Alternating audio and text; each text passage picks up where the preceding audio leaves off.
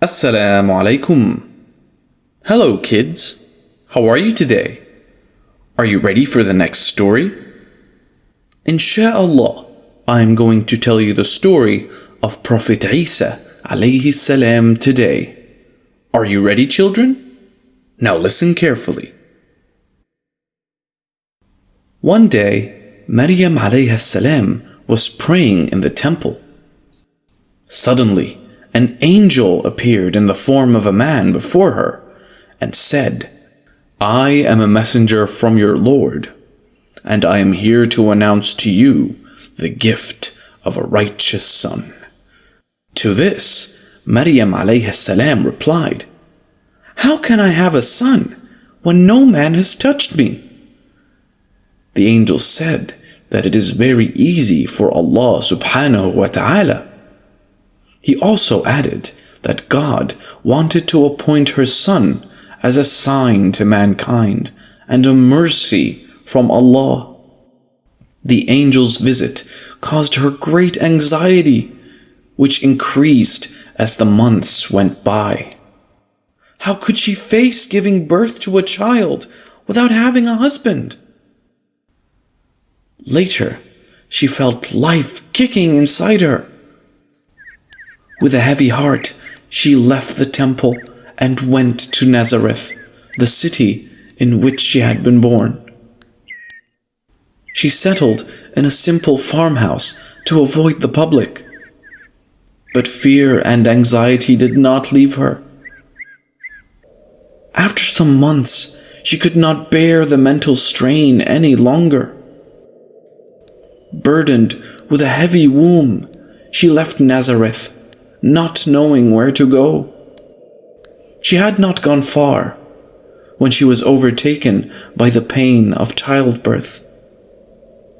She sat down against a dry palm tree, and here she gave birth to a son. Looking at her beautiful baby, she was hurt that she had brought him into the world without a father. Suddenly, she heard a voice nearby. Grieve not, your Lord has placed a rivulet below. And shake the trunk of this tree, from which ripe dates will fall. So eat and drink and regain the strength you have lost, and be of good cheer, for what you see is the power of Allah. For a while, she was comforted by Allah's miracle, for it was a sure sign of her innocence and purity. She decided to return to the city. However, her fears also returned. What was she going to tell the people? As if sharing his mother's worry, the baby began to speak. If you meet any person, say, I have vowed to fast and may not speak to any human today. Maryam alayhi salam was stunned to hear her newborn speak. With this miracle, she felt at ease. As she had expected, her arrival in the city with a newborn baby in her arms aroused the curiosity of the people. They scolded her. This is a terrible sin that you have committed. She put her finger to her lips and pointed to the child. They asked, How can we speak to a newborn baby?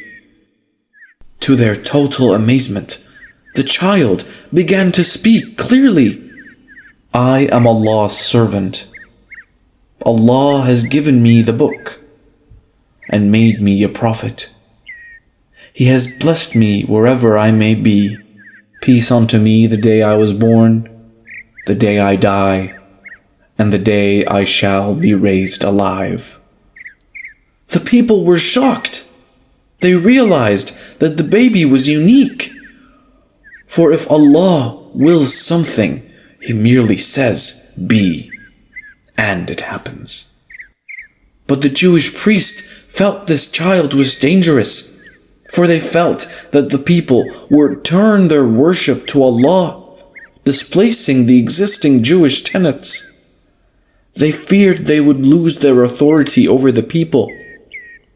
Therefore, they kept the miracle of Isa's speech in infancy a secret and accused Maryam alayhi salam of great misdeeds.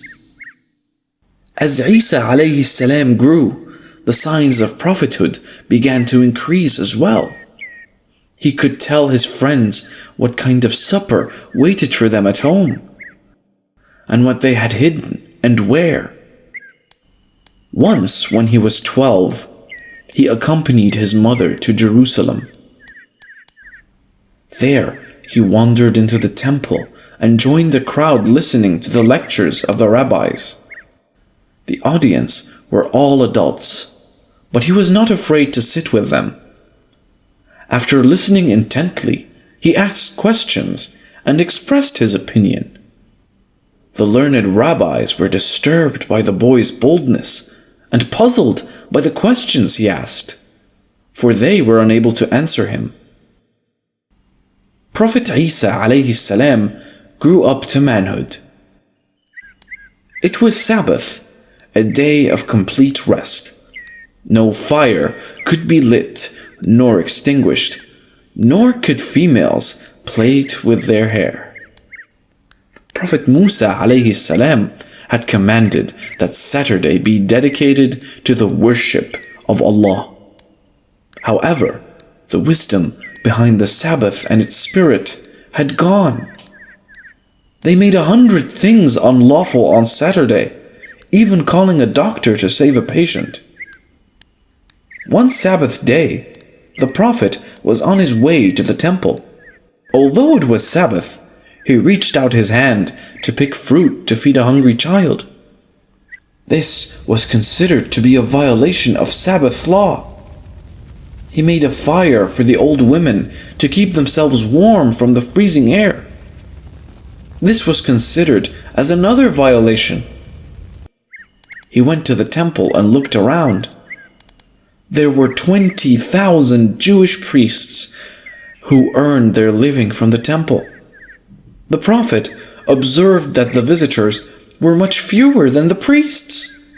Yet, the temple was full of sheep and doves, which were sold to the people to be offered as sacrifice. Every step in the temple cost the visitor money. When the poor people, who could not afford the price of sheep or dove, entered the temple, they were driven away like flies. The Prophet was astonished. Why did the priests burn a lot of offerings inside the temple, while thousands of poor people were hungry outside it? On this blessed night, the two noble prophets, Yahya alayhi salam and his father Zakaria alayhi salam, were killed by the ruling authority. It was on this night that Prophet Isa alayhi salam received the revelation. Allah the Exalted commanded him to begin his call to the children of Israel. Like an opposing force, the message of Prophet Isa alayhi salam came to denounce the practices of the Pharisees and the Sadducees. The Prophet's call from the beginning was marked by its complete uptightness and piety. He continued inviting the people to Almighty Allah. His teachings annoyed the priests. For every word, the Prophet was a threat to them and their position, exposing their misdeeds. The Jewish priests soon started to plot against the Prophet. They wanted to embarrass him and prove that he had come to destroy the Mosaic law. The Mosaic law provides that an adulteress be stoned to death. They brought him a Jewish adulteress and asked, "Does not the law stipulate the stoning of this adulteress?" The Prophet answered, "Yes." Then they said, "This woman is an adulteress." The Prophet looked at the woman and then at the priests. He understood their plan. He smiled and assented, "Whoever among you is sinless can stone her." His voice rose in the middle of the temple, making a new law on adultery for the sinless to judge the sin. As he left the temple, the woman followed him. She took out a bottle of perfume from her garments, knelt before his feet, and washed them with perfume and tears, and dried his feet with her hair. Isa alayhi salam turned to the woman and told her to stand up. Then he said, "O Lord, forgive her sins." Did you like the story, kids? If you liked the video, please click that like and subscribe button, and don't forget to click the notification icon to keep updated on all our videos. Insha'Allah, I will tell you the next part of Prophet Isa alayhi salam's story tomorrow. That's all for today. Goodbye.